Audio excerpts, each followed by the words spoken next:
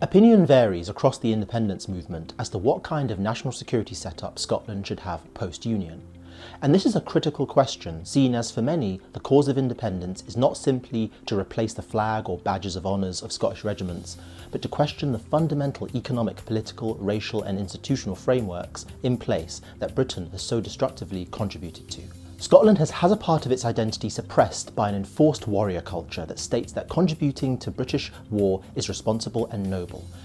One might think Scotland was beginning in a moral deficit, but both the reputation of Scotland amongst former colonised nations is higher than British stock, and our options for a military setup are plentiful.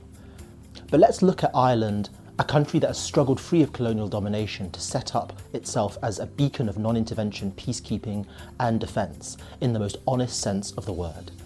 The Irish example could solve tensions at the heart of the NATO debate.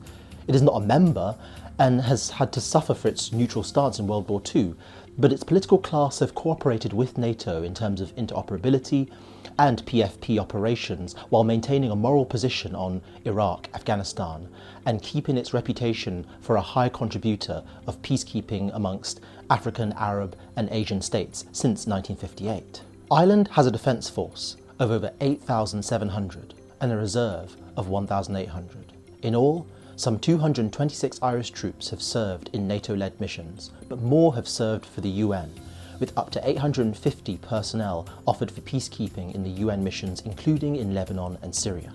It regularly partners with other nations with non-hostile histories of invasion and conquest, such as Finland, Estonia and Norway. The Irish example is one of a nation that experienced colonialism, but also saw the role of its elite had in perpetrating it around the world. It has learned the lesson, not in a worded apology, but in the setup of its defence and the principles of its forces.